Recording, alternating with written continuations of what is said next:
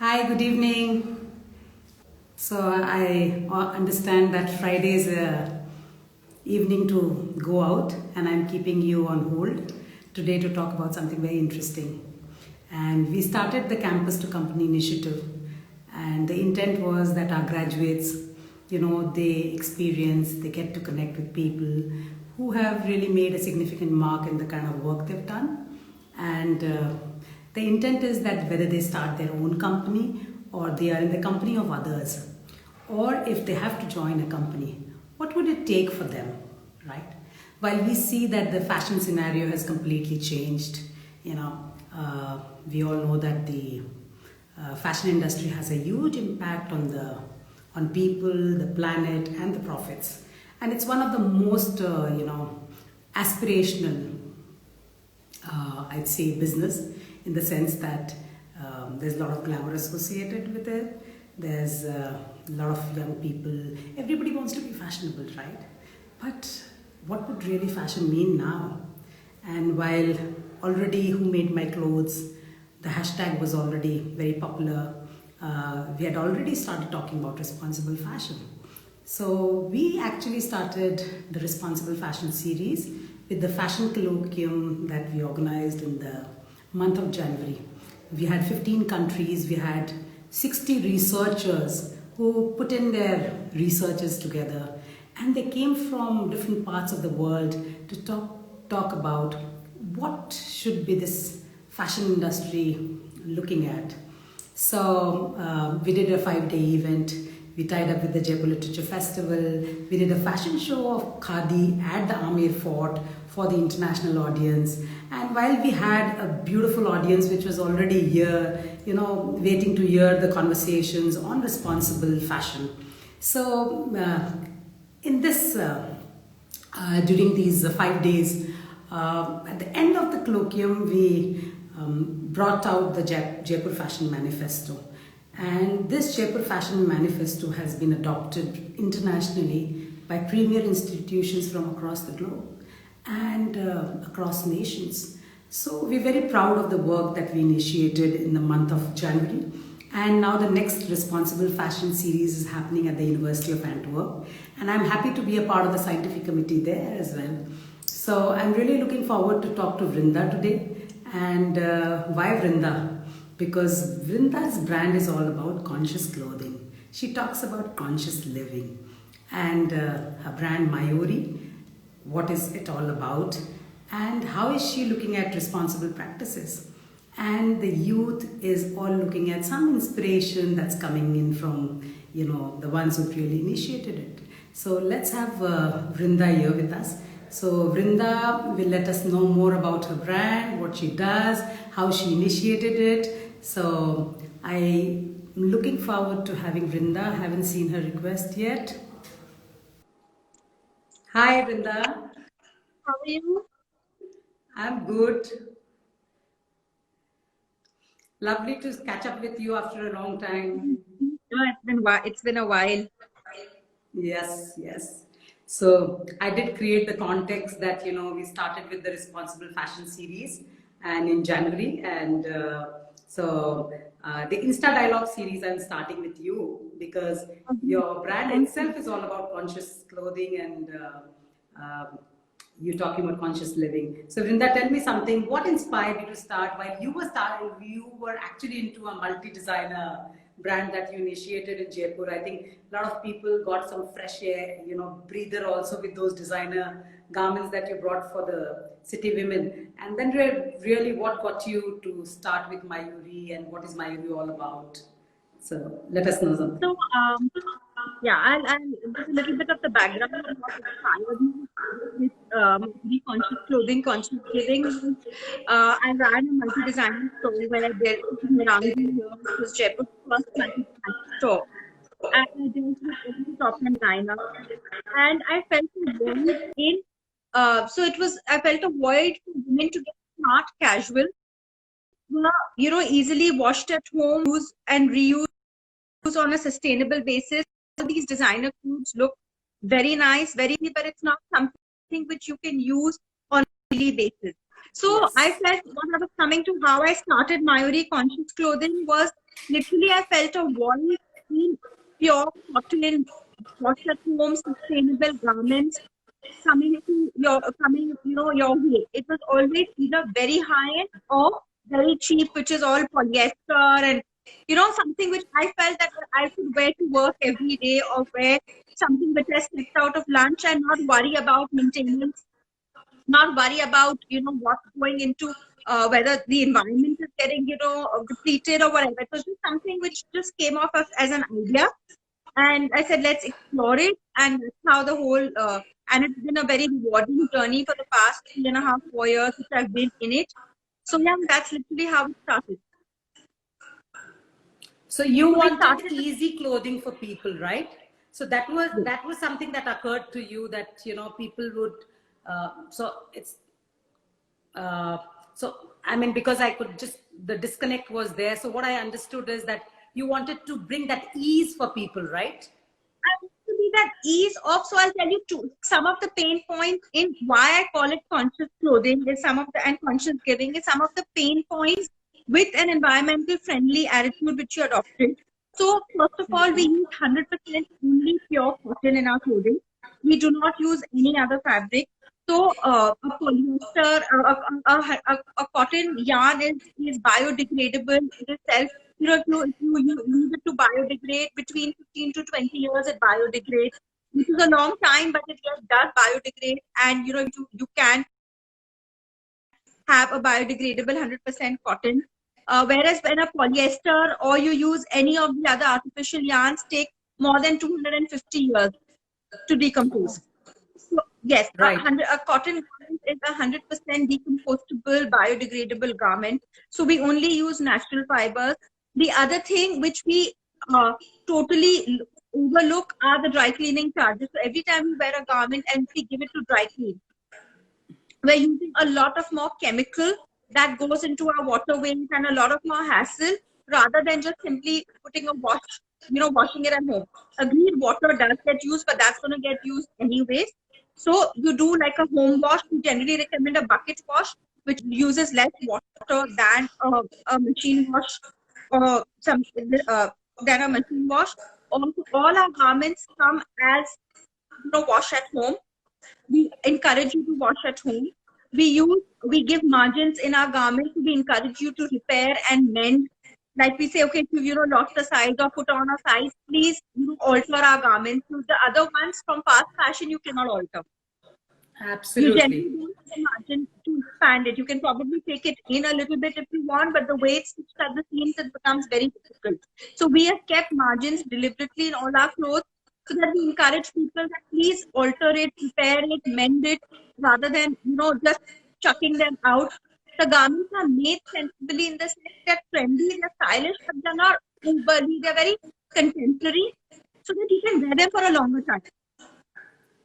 If you get something really, really stylish or something which is absolutely fast fashion one season and you're done with it. We're like, please use them for a long time. We encourage you to buy less, buy good quality. Don't fill your wardrobe up, buy good quality stuff which you can either use for a long time, or you can, even if you hand it over to somebody, they can use it for hand me down can be used for a longer time. The other initiative with the brand, as a brand, we consciously do is zero single-use plastic in the brand anywhere.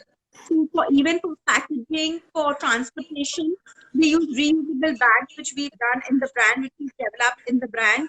And there is zero single-use plastic anywhere in the brand. So we do not encourage, there is absolutely in the brand nowhere in my offices, in our transport, in our stocking, we pack and garment individually, just for the look and appeal of it. We make sure it's kept clean otherwise, but we absolutely have no zero single use. All our delivery bags. Tell me how many SKUs. Tell me how many SKUs do you have in a week, right? So how many styles do you take out in a week? In a week, we probably do 4 to 5 styles every week. At any point of time in my store, you will find around 150 to 175 to 100 SKUs. Interesting. So what are the challenges that you come across? Because is your cotton organic or is it it's normal cotton? It's not. It's normal cotton, so right? You need small water. No, it's not. We are not using organic. So there are very different angles to consciousness and sustainability. You can use, so my take on consciousness and sustainability is, I'm encouraging you to buy less. I'm encouraging no single-use plastic. I'm encouraging you to repair and mend. So it's not always on, the quality, the processes which we're doing is also what matters. It's not just organic. Organics become a big selling point that you can just charge Yeah. more by using more organic. Agreed, agreed. So, Vrinda, what, because COVID has disrupted, for some it has been interesting, for some it has been challenging. Tell me, what challenges did you come across, and now how is the business shaping up? So I think we did initially, when the lockdown happened, we did face, no sales, and we did. But I think in my brand, especially because we had this loyal clientele, plus the USPs of the brand which we spoke about from day one was at home, repair, reuse, comfortable, casual, trendy, at the same time comfortable clothes. The minute we could start selling online, we just had great sales, because I think the brand came with the story and we lived by it. So people identified, okay, we want smart, casual, comfortable, which we can this thing, let's put up for money. Where we have a maintenance free garment at home. So I think for us, as my brand, I know retail is not in front of it and it's been very difficult for retail. But personally, for Mayori, it's been obviously lower sales, but it's not been detrimental. Low, I think, and we want a lot more to be leaner in productions, to be leaner in uh, the amount of styles we turn out. And, people have also become a little more sensible in their purchases also. So I think for us, it's not really a situation. I know this. We just had one of these startups who came from Hyderabad, and she was a part of the Thai women competition, and she had come to see me, and she's prepared this fabric which is antivirus and antifungal, anti-pollutant, and there's a lot of nanotechnology that's getting into textiles. What do you think about, because she's trying to bring it to the commercial market, looking at even for baby care kind of clothing and things, and even for older people it's very important to have such kind of clothes. So have you ever thought that, because I think she's doing mass production and she's looking at yardage that people can pick up, right? Do you see a future of something like this which can go into the commercial market and become more available in terms of clothing everywhere? It'd be great if it does. I don't know, the commercial price points now have been battered up so badly with fast fashion that everybody is. So if I think I'd be very open and very, very, very happy to use something like that. But it totally depends on, because we can, as a brand or as a designer, love to explore new fabrics, new avenues of, which are work well, but it has to be well received as a price point, because the So fabric cost is one of the costs. do you think that the price points have fallen down, or it's better than before? I think the price point had fallen down to a very, very low margin and very, very competitive. But now I think if everybody is getting more sensible, I think the price points now should get better. People should stop this deep discounting. And I think a lot of brands have realized that deep discounting doesn't work in the long run at all. And I think after this, I think we will see better prices. I think the customers also now, not I think a lot of customers have got educated that you need to look, if you want something quality which lasts you longer, you have to pay a tad bit extra. And go for quality versus, they are becoming educated of quality versus quantity also. I think a lot of brands are working towards that, and the customers are also, I think, becoming a little more. I think 10 years ago, when this entire flood of brands and online and deep discounting came, somewhere the clients also got lost, because everything was just too available at, with competitive prices. But soon, I think now they're maturing up. The market's maturing up. Now I see it maturing more and more. And the clients are now like, okay, fine, we want something good which lasts longer. I can use a jacket, style it in different ways and look, get a new look every time, maybe with a headpiece, with a scarf, or, you invest in something which is good. I think there are more people maturing up to better price points now. Now, how many stores do you have over the country? Because I remember you started. I have 4 stores and I have an online presence. So that's in Bombay, Chennai, Jaipur, and Delhi. Wow, interesting. So, which of the markets do you feel is much open and receptive while it comes to your, visiting your store and people buying right now? Mumbai is, every brand dream come true kind of thing. And for me, being 100% cotton, and so the South also does very well. I'm very happy with my Chennai store, the South Indian. Oh, that's interesting. South Indian clients are unassuming. They're brand loyal. I think South Indian clients are really, really nice to deal with. They're educated. When you talk to them about the USPs of the brand, they understand it. They appreciate the efforts. Interesting. And tell me, when you're looking for young designers who want to work with your brand, or you looking at, what are the skills or the attributes you're looking at in them? Because your brand is very specialized in terms of looking at conscious kind of thing. Yeah. So I think some of the attributes which we look in it is how much do they understand. So when somebody comes with a portfolio, or something, or a Behance portfolio or something to show me, the first thing I look at is, they must have done very fancy designs, or there might be very runway appeals to them. But for me as a brand, I look at sellability. How much this, it's very easy to make. Not, I'm not saying easy in that sense, but I would not get excited by a very fancy image or a very fancy sketch. For me, it is first whether they understand what commercial sellability is. Whether they understand, they might be very creative, but can they get down to the level of doing simple? Well, sometimes it's difficult to design simple. Okay, I got that. So when it comes to concepts, right, at a design school, generally we help them develop concepts, and we want them to have concepts which are very original.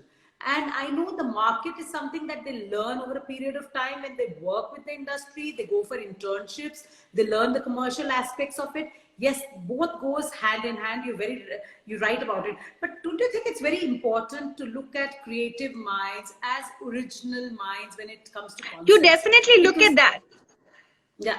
You definitely, so you take the cue from that, and only when you like what they've done in their creativity is you ask them to, okay, now say, okay, fine, this is really good, but tell me how you can translate this into a commercial sellability point of view.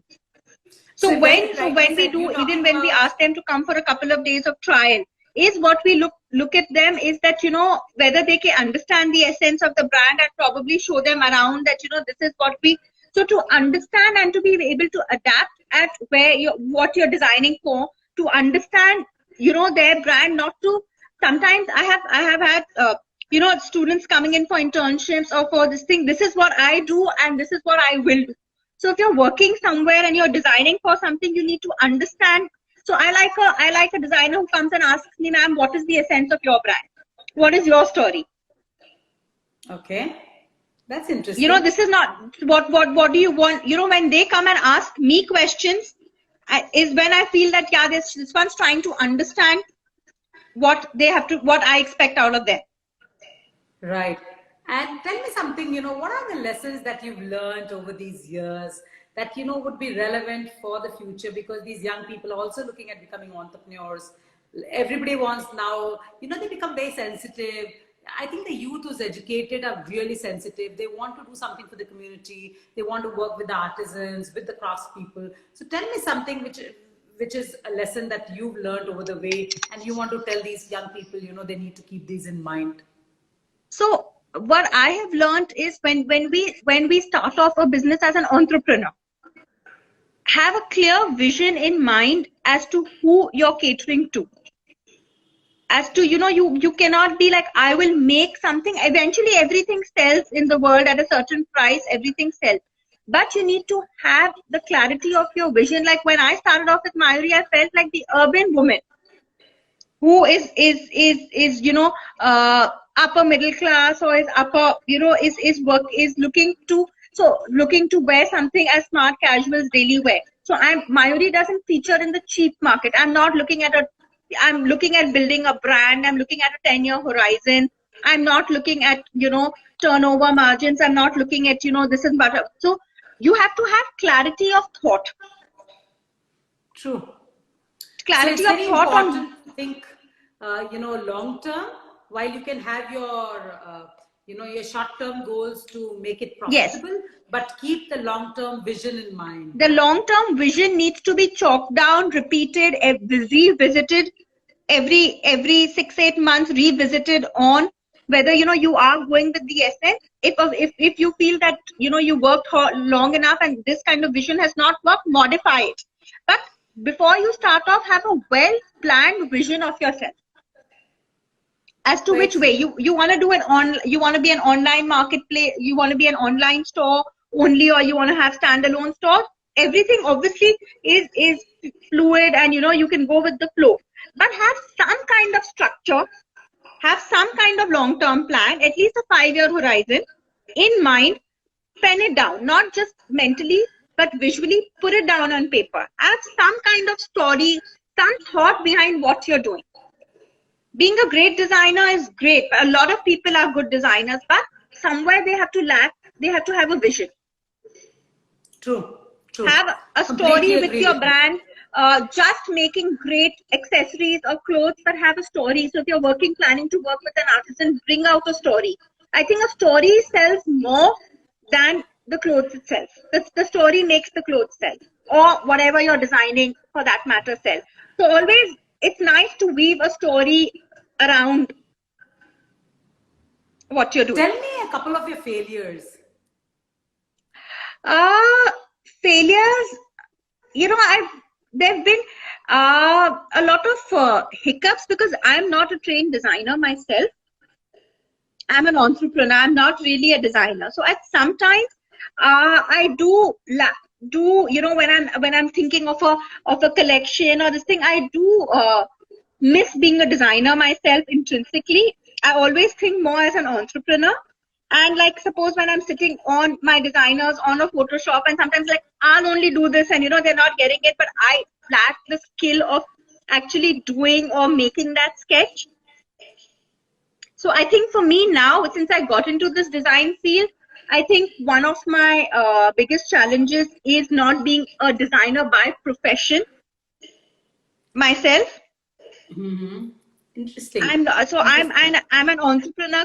So I'm impulsive many times, because I just know what will sell, and I know what my client wants, and sometimes you make wrong decisions in being a little impulsive. So I think somewhere I act impulsively, but which sometimes becomes a deterrent for me. But otherwise, yeah, I wish I had been a trained designer also, but I guess it's a trade-off between a designer and an entrepreneur. I think more like an entrepreneur. I have to compliment you that you're not a trained designer. So that allows you to design the way you want it, whenever you want it. You can keep learning. Yeah, so yeah. Okay. So that, yeah. And literally, I think even as a designer, I envy not being able to do that part, though I've learned a lot in the process. But I envy not being able to make a sketch from scratch. I can't do it. I have to depend on. So that I feel sometimes I wish ye bhi kar liya, but I didn't start off as a designer in my career. You know what? Even when I did my fashion, so I used to be very good at my illustration. So I used to be very bad at pattern making. So, my friend used to do my pattern making. I used to do her illustration. And over a period, I felt the loss of not doing it, And then I got my iPad, and I realize now I'm just picking it up and I'm doing it on my new. Yeah, so I'm using the help of technology a lot. Yes. But see, when I'm talking to students, what has pulled me through not being a professional designer is the ability to think to create the vision and to execute it. So nobody probably would believe that I'm not a trained designer myself. But I know my Vrinda, clientele. I know. I've seen you in the best of ensembles. How beautifully you carry all the big brands, the international brands that you carry so well. So I think it's very innate and very what you learn is from your surroundings. And I think when you are well traveled, you are going across the globe, you're meeting people, you're seeing cultures. I think that is what really evolves you as a designer. Even if you've learned as a designer, it really doesn't matter. It's all about doing, Yeah. doing, and doing. And I think design should be, for me, design, I live in design. Like even like in my home, I need things to be kept in a certain way. I like the artistic part in everything I do. So it's not just being, you can't be only a part-time designer, then I'm a clothing designer and I don't like, and I'm not bothered about any other aspect of design in my life. So I think I just love design in any to aspect. tell you what you're saying is probably an old school understanding that a designer, somebody who's done fashion, is only from fashion. I mean, when you are a designer, you have an eye for everything, right? Yes. Because today, we've just initiated this 5-day workshop, and my vision is to bring design to the masses. I said India has such a great heritage, a culture that, we've seen design, so much good design around us that we've not even valued it. And somewhere we have just ruined it and just followed the West and just made a mix match or whatever we've done. Somewhere that confidence is what people have lost in them of not being original, because we did not value what we had. And, I initiated this, and my, my vision which I developed, I actually started 10 years back, and the seed that I sowed was, and I'm seeing it materialize now. I want to get design education to the masses where people can sense. They start sensing design. They start developing. So design should even be in a. I think design should even be in a plate of food which you eat. Like it should be kept well nicely. You should know how to plate it nicely, even if it's eating your food yourself. The way you pack your tiffin by yourself. So every essence of your life, if you are a true designer. So I'll just tell you, today itself, so we've just now gotten this 5-day thing we've completed. I'm going to a session next after this. So the session is all about why design thinking, design idea generation, and then what a portfolio is. A portfolio is something that I'm a portfolio, walking and a talking portfolio, right? What I represent right now. So I think somewhere people, even when they look at career, they look at maybe, kaun si job mein jayenge, kya jayenge. A career is somebody, there's a responsibility attached with it, right? And when you adopt a career, you have to know about the roles and responsibilities that are associated with it. So it's very interesting that today, while I was doing a very candid conversation with a professor, and I just realized that there have been several things that I've been through. So how design brings all the connections together. So right from having the design sense, to the sensing, to the sensibility, to the sensitivity, and the ability, and then developing the ability for it. So very interestingly, I see that, it's all about doing it yourself. And if you don't do it yourself, I think one can never be. So I think when I look at you, for me, you are a designer, and people crave to be that entrepreneur, from a designer to an entrepreneur. So, and I feel an entrepreneur is a designer by origin. And because he's innovative, he is always thinking how to make it happen, trying to improvise every time, looking for continuous improvement, taking feedback. I think this is what I think we teach on the course as well. So I think it's beautiful that, what you've touched upon. And I am sure that, whosoever is listening to our chat is definitely getting to understand that, even while one is learning design, one needs to look at these aspects very closely. Yes, so design cannot be just in what you do. It has to be you. It has to be in every aspect of your life. In even just the way you get your bed put, how you've decorated your room. A designer can't have it. Can have a trendy room, but it cannot have a messy, undesigned, unkept. Even the way, even a simple one flower in a vase can speak volumes about your design sensibility, or the way you've placed it, or the way you keep your desk at work. So everything needs to be, for me, I eat, breathe, live, drink design. So yeah. Lovely. So now, you don't have to think that you're not a designer. So just pick up your pad and your pen and just start That's my sketching your takeaway. ideas. That's my takeaway from the chat. Yeah. In fact, so we're going to do a couple of sessions. So from January, so you can join this 1 week course on idea generation, and visualization. So you can start doing your ideas and start putting them. At times you also feel, oh, my sketching is not good enough to become a designer. I'm not a designer. So we started our screening and design program for our undergraduate and postgraduate courses. We've told people, you don't need to be a good, illustrator, right? Because sketching achhi aati ho. What is important is, are you sensitive enough to see a lot of things around? That's exactly. So for me, I'm not, but I have the vision. You can get work done, but you have to have the thought and the vision first, or what you want. You should be a great visualizer. Yes. And I think when you start having that, the confidence to pick up a pencil and just draw anything works well. We've seen all the great people, and when we look at our work and we realize, wow, so they break all the rules, but it's interesting to know the rules and then break the rules. So that's for sure. So I think you can start with the rules first, sketching, and then break the rules. So yes. And Wiley, if you still want to do this program, a 1 week course that's on design thinking, and we've done on idea generation. So they're just 1 week programs. The intent is that whether you're I'd love to. Yeah, let me know. I'd love to. Yes, sure. So it's a very and what are your trainings too? Like, even if I look, there are a lot of these new courses coming up. Do you offer any of that on? I've had people applying that we've done textile design in sustainable fabrics or in sustainability. Do you all have you all looked at any of all these kind of elements? See, different weaves, how to make. We are a social enterprise, and as you know that I am a social entrepreneur too. And when you look at the whole context of how Arch evolved was my love for craft and and textiles. So as a young girl, I saw the trunks of my mother with all the rich textiles, and that amused me so much, and the beautiful color and the satin and the feel. And I used to go to these craft fairs and things, and that's where I developed all my acumen for the deeper sense of this thing. So that's very core to Arch.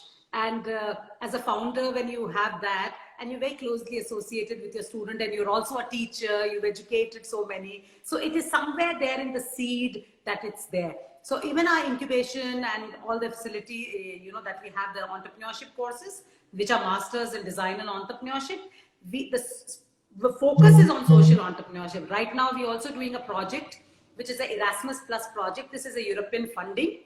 And this funding is given to higher education institutions in Europe and another part of the world. So there are Indian counterparts, there are management schools, but the project is on social entrepreneurship.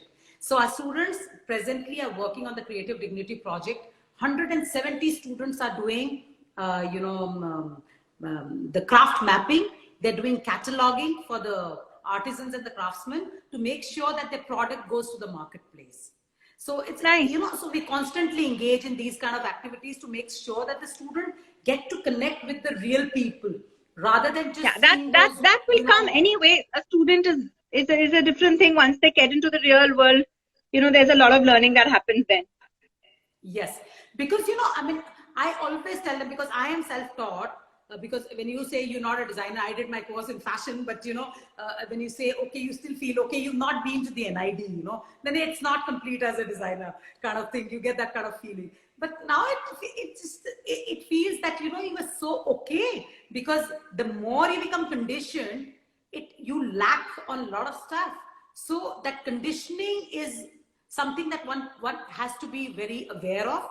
That even if you're going to a particular school or for a particular thing, don't get conditioned about something. You have to be open and flexible to make sure that you're adaptive and you can see things because you're curious then, right?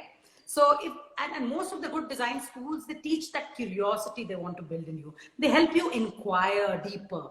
So that's what we do too. So all our professors are all engaged in doing this, but we hope that, our students, make places. It takes time to build up a career, for sure. It's not It easy. does. It does. So be patient also for the students. Be patient.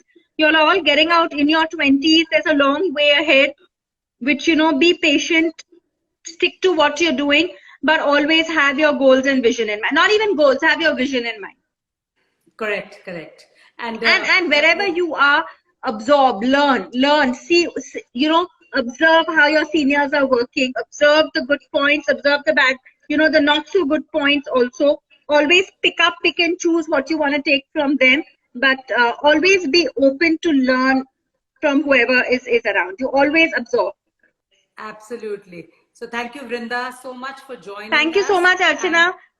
I'd love to be here. I'm Thank really you. looking. I'm going to share the details of the design thinking and the idea generation 1 week Sure, do workshop. that. Yeah, I'll be happy Yeah? to join in. Yes, thank you. Yeah.